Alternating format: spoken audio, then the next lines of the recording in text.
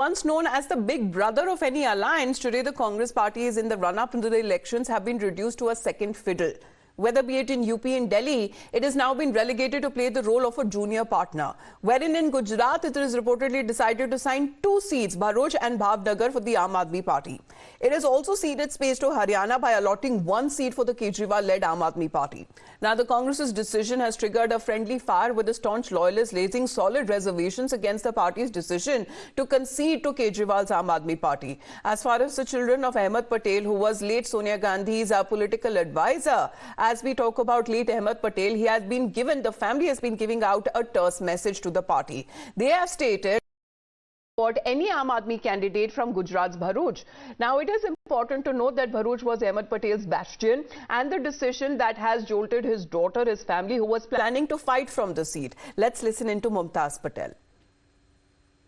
Our family, me as a Congress worker also, we are opposed to the idea that under this alliance, this seat should go to the Aam Aadmi Party. We feel that under the India Alliance, Bharuch should remain with the Congress Party.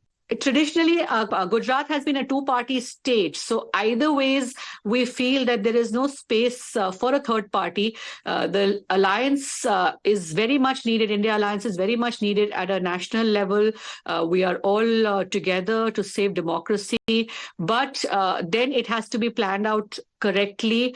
Ahmed Patel was representing the Congress party for 45 years in Bharuch. So for us, I mean, this is traditionally a Congress seat. And if there is to be a fight between any 2 parties, it's between the Congress and the BJP. And even the people out there, they understand only Panja and Kamal. I mean, they don't see beyond that.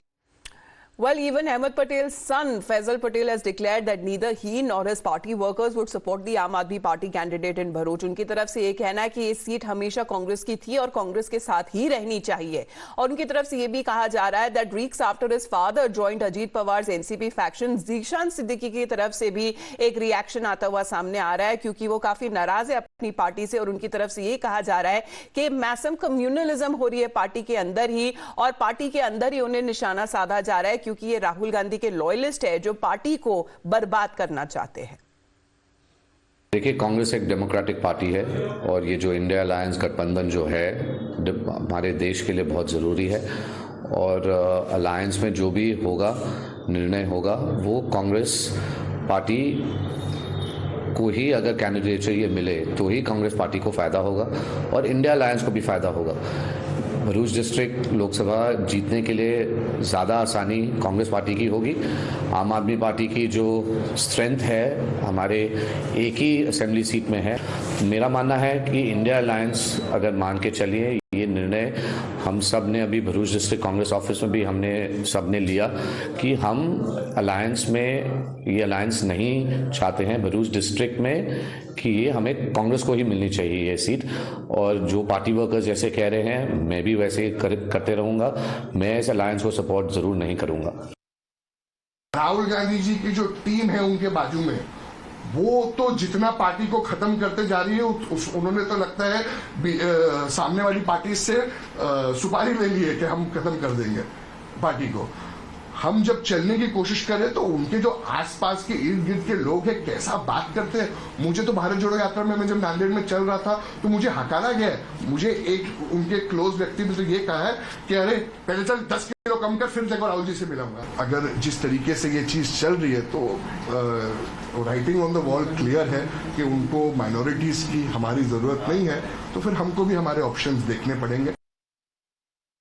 Now in Maharashtra, sources tell your channel that the Congress is seeking to contest from Mumbai South Central and Mumbai Northwest seats, but Uddhav Sena, which has won both seats back in 2019 in alliance with the BJP, is not ready to leave both the seats to the Congress. The Congress says that Mumbai is the party's traditional vote bank, while Uddhav Sena says that the parties will contest from the seats where they are strong. Now the final decision will be taken by the 27th or by the 28th of this month.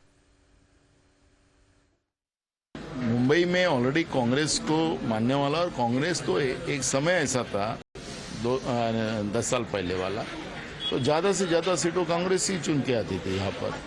तो कांग्रेस को मानने वाला एक बड़ा वर्ग मुंबई शहर में, तो स्वाभाविक है कि कार्यकर्ताओं की भावना वो रहेगी. लेकिन अलायंस में जब बैठेंगे हम लोग तो अलायंस में उस आधार पर जब डिसीजन होगा उसको सब कार्यकर्ता मान्य करेंगे। महाराष्ट्र में कांग्रेस, शिवसेना, एनसीपी शरद पवार साहब की और अंबेडकर साहब की वंचित बहुजन आघाड़ी, उसमें बात फार्मूले की नहीं है, सीट शेयरिंग की बात मैं करता हूं। कोई फार्मूला नहीं बनता। 48 सीटें हैं, जहां जिसकी ताकत है, जहां जीत सकता है वहां उनको सीट मिलेगी, यही हमारा फार्मूला है।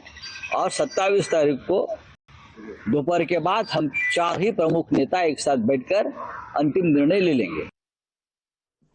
अब ये खबर उत्तर प्रदेश से भी आ रही है, क्योंकि कांग्रेस पार्टी को अपनी पार्टी के अंदर जो विरोध है उसका सामना करना पड़ रहा है। Farmer Varanasi MP Rajesh Mishra has launched an unsparing attack on the Congress leadership, saying that they have surrendered to the Samajwadi party. Farmer MP का ये कहना है कि अपनी पार्टी के पास ऐसे कोई सिद्ध कैंडिडेट्स नहीं है। जहां तक जो 17 सीटें अभी फिलहाल समाजवादी पार्टी की तरफ से उन्हें मिली है कॉन्टेस्ट करने के लिए, उनकी तरफ से ये प्रिडिक्ट किया गया है कि कांग्रेस पार्टी की हार अब निश्चित है।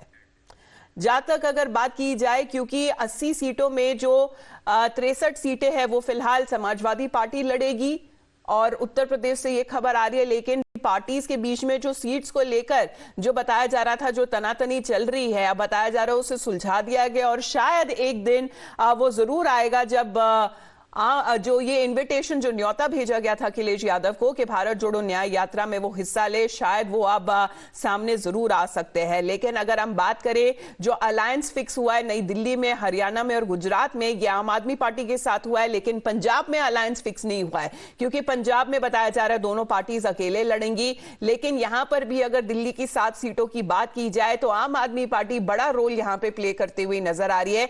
7 में से 4 सीटों पर आम आदमी पार्टी चुनाव लड़ेगी और बाकी की 3 सीटें कांग्रेस पार्टी को दे दी गई हैं। उसी वक्त जो ये अलायंस है ये हरियाणा और गुजरात में भी नजर आ रहा है, लेकिन इसी अलायंस से नाराज जो पार्टी के जो वेटरन लीडर्स हैं या उन्हीं के परिवार है जिनका पार्टी के साथ नाता कई दशकों तक चला है, वो अब नाराजगी अपनी जाहिर करते हुए नजर आ रहे, चाहे गुजरात की भी बात की जाए, चाहे अब महाराष्ट्र की भी बात की जाए। क्योंकि कांग्रेस पार्टी का जो पहले वजूद जो रहता था कि काफी मजबूत और काफी बड़ी पार्टी जो नेशनल पार्टी मानी जाती है, वहीं पर अगर रीजनल पार्टीज के सामने उसका कद थोड़ा छोटा होता हुआ नजर आ रहा है।